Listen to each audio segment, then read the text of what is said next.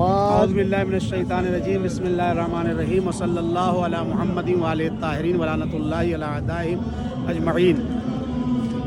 جہاں پہ ابھی ہم لوگ زیارت کرنے کے لیے آئے ہیں، یہ قبرستان شیخین یا شیخان کے نام سے جانا جاتا ہے، کیونکہ دو بڑے شیخ یہاں پر دفن ہیں، انہی کے نام سے اس قبرستان کا نام شیخین پڑا۔ ہمارے پاس 5 قبرستان ہیں۔ ایک وادی السلام ہے جو اس وقت جو ہے نجف اشرف کے اندر ہے، جنت البقیع ہے جو مدینے میں ہے، جنت المعلی ہے جو مکے میں ہے، اور باب الصغیر ہے جو سوریہ میں ہے۔ اس کے بعد پرانے قبرستانوں میں سے ایک قبرستان یہ بھی ہے شیخان، جو ائمہ کے دور سے اب تک ہے۔ یہاں پر امام رضا علیہ السلام کی صحابی زکریا ابن آدم دفن ہے، یہ ان کا روضہ ہے۔ زکریا ابن ادریس اشری قمی، یہ 6 امام اور 7ویں امام اور 8ویں امام کے صحابی تھے، تینوں امام کے۔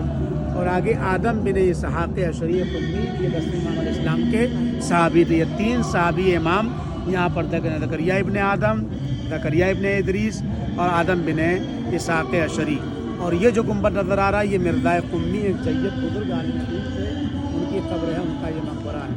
اور سامنے جو پتھر لگا ہوا ہے امام خمینی کے استاد جناب ملکی تبریزی، آقا ملکی تبریزی کی قبر ہے، جو امام میں بھی امام خمینی کے بھی استاد تھے، اور عید اللہ قاضی طباطبائی جو نجف میں دفن ہیں، جن کے استاد جو عید اللہ بہجت کے بھی استاد تھے، ان سب کے استاد یہی تھے، سب سے بڑے عارف تھے۔ یہ لکھا ہوا ہے کہ ان کا انتقال ہوا، نجف میں رہتے تھے، یہاں آئے تھے، یہاں انتقال ہوا تو یہیں دفن کیا۔ لیکن ان کا شاگرد اس کو جب پتہ چلا انتقال ہو گیا، شیخان میں دفن ہے، تو آیا، ان کی قبر کو تلاش کر رہا تھا، نہیں ملی تو چلا گیا، کسی سے پوچھوں گا۔ اتنے میں ایک شخص آیا، کہا کس کی قبر تلاش کر رہا ہو؟ کہا جواد ملکی تبریزی صاحب کی۔ اس نے ہاتھ پکڑا اور لے کے اندر آیا اور یہاں پہ قبر کا اشارہ کیا، کہا دیکھو یہ جواد ملکی صاحب کی قبر ہے، اور یہ کہہ کے غائب ہو گئے۔ کتابوں میں لکھا ہوا ہے کہ وہ خود اپنی قبر سے اٹھ کے آئے تھے اور اپنی قبر کا ایڈریس بتایا اور خود غائب ہو گئے۔ اتنے بڑے عارف انسان تھے۔ عید اللہ بہجت کے لیے ملتا ہے کہ ان کے پاس طی الارض کی کرامت حاصل تھی، یعنی زمین سمٹ جاتی تھی۔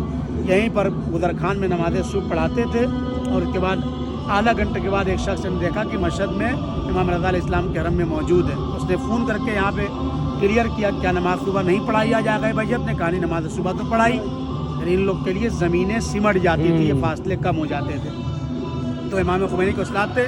جب پیرس سے امام خمینی رحمۃ اللہ علیہ آئے تو بی معصومہ کی زیارت کی، اور زیارت کرنے کے بعد اس قبرستان میں آئے اور اپنے ابا کو اتار کر کے اس قبر پر بیٹھ کے پوری صفائی کی تھی۔ کہا یہ میرے استاد ہیں، ان کا حق ایسے ہے، اور میں اس طریقے سے ان کو خراج عقیدت پیش کر رہا ہوں۔ تو یہ جواد ملکی صاحب کی قبر ہے، بہت بڑے عارف تھے۔ اور یہ مرزا قمی کے، جنہوں نے خود کہا تھا کہ قم کے شیعوں کی شفاعت میں کر دوں گا۔ تو اسٹوڈنٹ وغیرہ نے پوچھا ان سے درس میں کہ پھر بات معصومہ سلام اللہ علیہ، کہا ان کا مرتبہ بہت بلند ہے، وہ کائنات کے شیعوں کی شفاعت کریں گے، وہ کائنات کے شیعوں کی شفاعت کریں گے۔ ان کی شفاعت سے تمام شیعہ جو پوری دنیا میں ہیں وہ جنت میں داخل کر دیے جائیں گے۔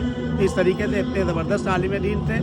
اور یہ مرزا قمی کے سے پہلے جو زکریا ابن آدم اشری قمی ہیں، یہ بھی امام کے صحابی تھے۔ ایک بار سامان سفر باندھ لیا، جانے لگے تو امام علیہ السلام نے ان کو لیٹر لکھا اور کہا کہ اے زکریا ابن آدم، آپ کا وجود قم والوں کے لیے بہت زیادہ مفید ہے، آپ کی وجہ سے قم میں بلائیں نازل نہیں ہوتی ہیں، لہذا آپ قم ہی میں رہیے، جس کی وجہ آپ کے وجود کی وجہ سے قم میں برکتیں ہیں۔ لہذا انہوں نے اپنے سامان سفر کو رکھ دیا اور سفر کو ملتوی اور کینسل کر دیا، اور پھر یہیں رہے، پھر یہیں پہ انتقال ہوا، اور شیخین قبرستان میں یہاں پہ ان کو دفن کیا گیا۔ یہاں مشہور یہ ہے کہ جو شادی کے مسئلے میں رکاوٹیں پیدا ہوتی ہیں، وہ لوگ یہاں پر آتے ہیں اور آنے کے بعد توسل کرتے ہیں ان سے، تو مسائل اور پرابلمس سال ہو جاتی ہے۔ زکریا ابن آدم کی قبر کے پاس آتے ہیں وہ لوگ۔ زکریا ابن آدم ہو گئے اور یہ مرزا قمی ہو گئے۔ اور یہ جو آپ شیشے میں دیکھ رہے ہیں، ایران عراق جنگ میں جو لوگ شہید ہوئے تھے، 8 سالہ جنگ ہوئی تھی قم کے لوگ، وہ ساری قبریں نیچے ہیں، اور یہ شیشے میں سب کو، یہ سب جو دفن ہے، یہ سب کی فوٹو یہاں پہ لگی ہوئی ہے۔ اس امام کے دور سے سب کی یہاں پر خبریں ہیں۔ تو بہت عظیم قبرستان ہے۔ ایک مرتبہ سورہ الحمد اور 3